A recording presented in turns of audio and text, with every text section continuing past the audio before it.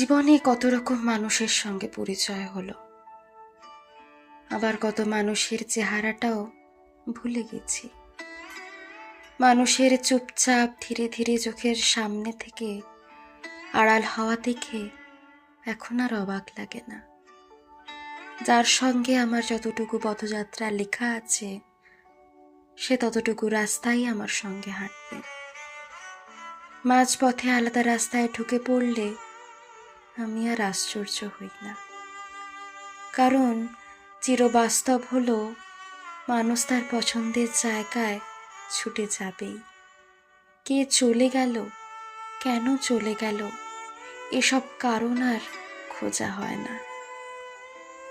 আমার সঙ্গে তার এতটুকুই পথ চলা ছিল, আমি এটাই বিশ্বাস করি, মেনে নিই। সবাই তার গন্তব্যস্থল খুঁজে পাক, আমি কারো শেষ গন্তব্য হব এটা জরুরি নয়।